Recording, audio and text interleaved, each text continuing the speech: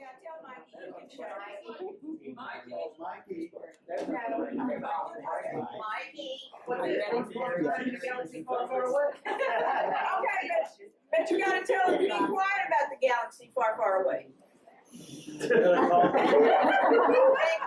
Appreciate Okay, all the people that are spectators, please don't visit, so we can get all the recording done very quietly. So we will burn tapes, you'll get to hear it again later if you want, and we'll burn some CDs for people if they need it. One per family for sure, we'll get one out, you can burn them for your brothers and sisters. Okay, I know Uncle Clyde has been rehearsing all the way from Texas. I wanted to say he's been telling his lies since he left Texas. Oh, no. He lived in Texas too long, it runs off. So we're gonna let Uncle Clyde start for us, and then any of you be sure to chip in and tell your side of the story or correct anybody that's needs to correct. All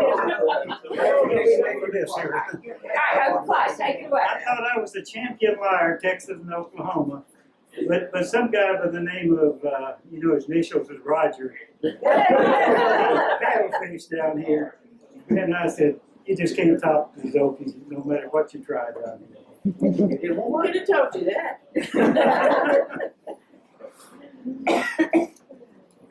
Okay, who's starting?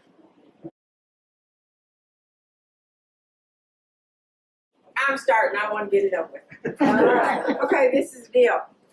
When I was 13, my mother had a heart attack. We didn't have another baby for 3 years, but I had 5 kids in diapers. And I'm thinking, God, what have I done to deserve this? Well, then later he showed me. But anyway, my kids said, Mom, the nuns want to know what you did as a teenager. I said, dirty diapers, I gotta tell you. That group is a mess. And they said, what games did you play? And I said, no. So I want to tell you what my mother did. My mother played basketball. My dad played basketball. Most of the neighborhood kids, that means in a 15-mile radius, played basketball. Well, they won a big game. It was wonderful. And they walked home from Borup. Oh, dear God. Can't even imagine. Anyway, so they said they decided they would just cook. And they'd make some stuff to, for everybody to eat. So they went in and woke up Grandma. Grandma says, well, you know what to do. And Mom says, yeah.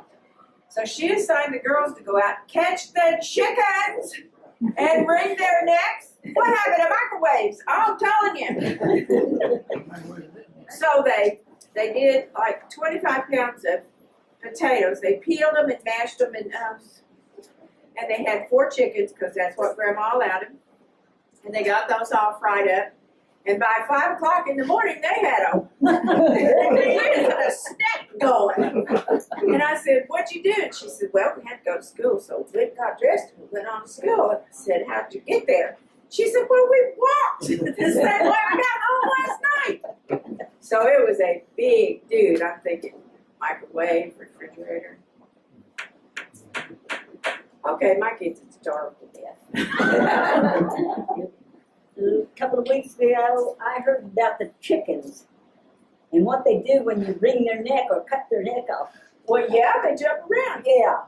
And Sharon says, I can't eat those things. And guess who raises chickens? 50,000 at a time. She don't eat them either because she said, I just couldn't stand it. I just got that chicken's head off and it just was doing like this. And I thought, I just can't eat that. Somebody said, I said, yeah, that's what happens. And somebody said, I bet you've never wrung a chicken's neck. I said, wait a minute. My mom and dad raised chickens and they butchered every 6 months.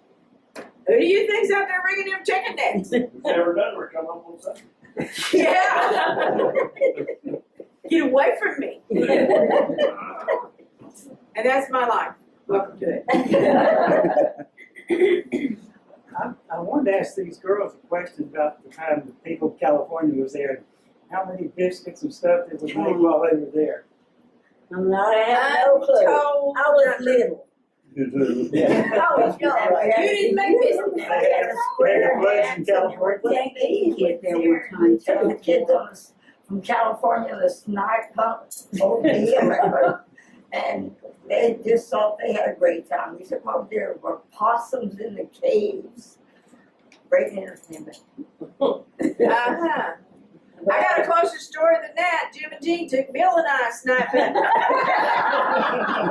left us in the pasture. Well, since we played in that pasture since we were that big. They went back to the house. Grandma was violent. What have you done? And our mother just went up in a big puff of smoke. We came back. You can see the house. Yeah. What's the big deal? I don't know. We didn't I catch wanted any you to tell about the time I outran the bumblebee. That's one of the stories I was going to tell. I knew I was going to get into that. She was small. She, always on that reminded me of this story. That when we first moved down to Forum, there the first year or two, we didn't have a hay baler, and we stacked hay down in that.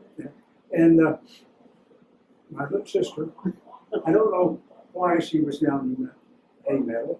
I was helping. Or something. Anyway, there's a bumblebee nest in it. They found when they mowed through the bumblebee nest, they made it there. And I think she was down there trying to find out just what bumblebees were about, but we probably mentioned it. Anyway, she got down there, and I was up on the wagon stacking hay. And I think I saved her life. I think I was about to have a heart attack. I know this is true because I heard her down the hay bed. Screaming and yelling. And I'm coming up there. The big brother was going to save her. She thought, well, I was up there. And anyway, she got closer and she was closer and this bumblebee was just behind her. But he couldn't catch her. He was Oh, it's scared. She was hard as a bumblebee after me as a bumblebee. And when it come by me, I just dumped his foot for the hay on top of her and the bumblebee. I was glad. The bumblebee decided he'd done chased her far enough. And for that reason, because I think if she'd ever caught her, she'd have been dead. Yeah, I thought I was. They'd always told me about how bad it was if you got stung by a bumblebee. Well, they had me believing it. I was really scared. She was fast. Okay. When she made that run, that bumblebee got in her hair, and you never saw such a dance and waving her hand. But when she got him out there, she made that baler in the blood. Well, I've got a story here. I got one more little story to tell about the farm. One of the things we're talking about the farm. And this is primarily about me and the farm. You older people here know about the pasture and the well down in the corner of the pasture here, no doubt. And it was almost ground level, and we had posts across top of a dug well about yay big around. Not very too big. Not for posts. And Dad put posts across it to keep the cows from falling in. Well, the cows in the springtime, the water table was so up to the top, but the cows enjoyed drinking out of the well. I don't know why, but they did. They pushed the pole back a little bit, and they got in there and they would drink the water out of things. Well, I'm from the pasture. I don't know why I was coming by there, but I was coming by there and I heard a noise over in the well. I'm a little bit curious type anyway, so I had to go find out. I thought maybe there was a dog had fell in there, or a rabbit, or maybe even a raccoon. I've got to go find out just what this noise is. Well, I went over there and I peeked down in there and I couldn't see anything. And then all of a sudden, out from under these posts, here was this thing. And the only thing I could remember of it, it reminded me of the stories that you saw the books, the little comic book type things, of the dragon's face. Well, I know there's no dragon. But out of this post here, all I saw was these two nostrils coming out there, blowing water vapor, and two big eyes and ears into the corners of it. Well, you know, I kind of backed off about 50 yards. But see, that's the thing. What did I really see coming up from those posters? I'm not about to go up and tell them later. There's a dragon down there. He's stupid, that's At all. So, anyway, I can think about it. Something's familiar about this here. I don't know what it is, but something. I think about it. And I didn't go but about 100 yards before I got slowed down enough to stop. I said, I got to go back and see just what it is. I went back and I was peeking in the underneath this thing. And this thing was grunting and groaning and blowing just water vapor out. It's a cow. I know that cow. I see it every day. I come charging off in up to the house and hollering, there's a cow in the well, there's a cow in the well. And everybody come down and we pulled the cow out of the well and loaded it off there to kind of wobbling a bit, almost drowned it. But you know, your imagination can get to you. It did in this case. And that's my story about the dragon. You had that good imagination. How'd you get the cow out of the well? Yeah, had the cow out of the well. Who wrote We just put a rope on her. We got to hold the front legs and pull her on out. It wasn't a great big cow. It was a yearling, I guess. I wasn't too big. But it had me shook up. Yeah, you know how I felt about the bumblebee. I'll let somebody else talk now.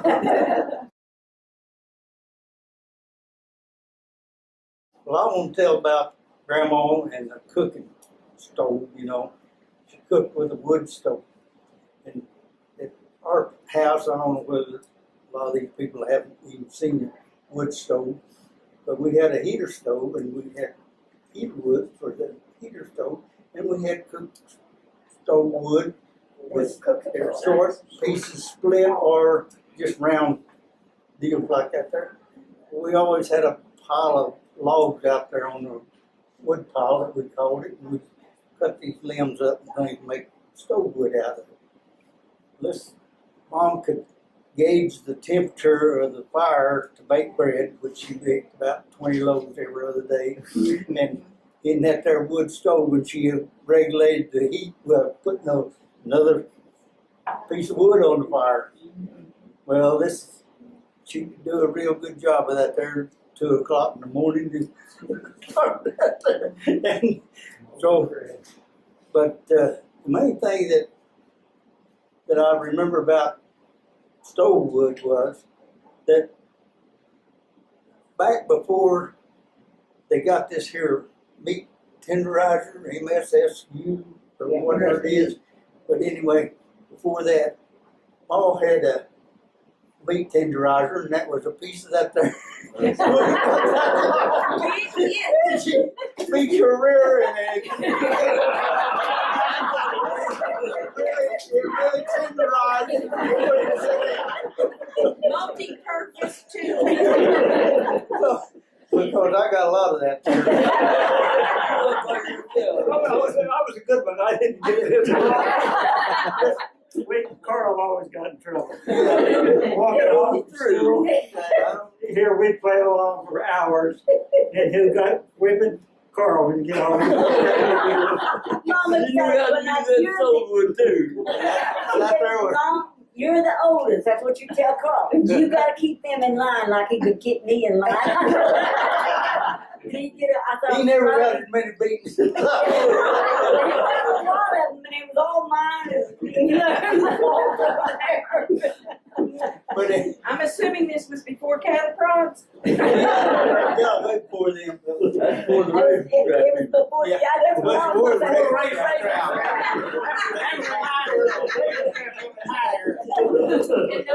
They had to have something stronger than the wood.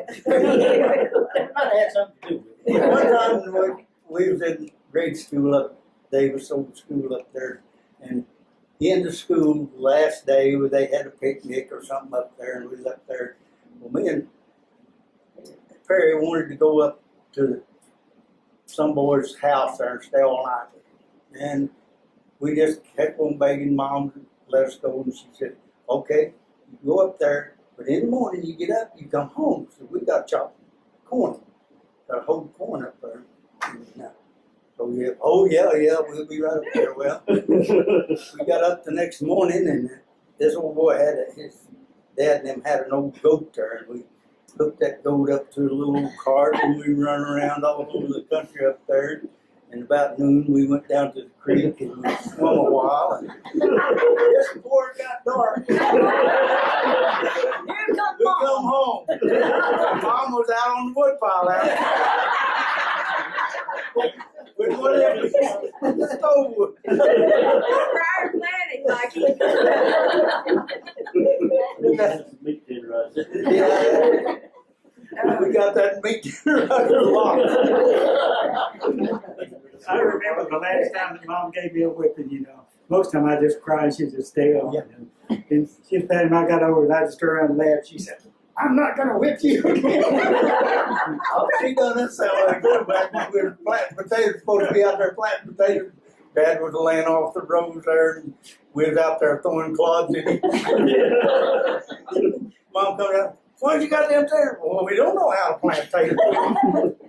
We'd seen them put them in there, but we didn't know how far to put them in. Boy, she get out there and she was giving us whipping. We were just laughing at her. About 16, 17. Oh,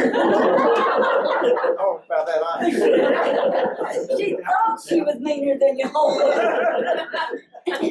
I ain't gonna whip you no more. Okay, they said, all right, boy, I'm glad to hear that. But I'll tell you, he got even with Mom one time when we was up on the hill there and we found those little snakes. Yeah. There was only about 3 of them. They wasn't very long. It wasn't so long. This big car comes, little murder snakes type thing. And brought them home and asked Mom, says, just close your eyes and open your hands. Oh, bad choice. Well, Mom was vulnerable for that kind of stuff. Yes, she was. So, as he opened her, Naive. put the little snakes in there and she was like, Yeah. Scared me. I'm scared us to death.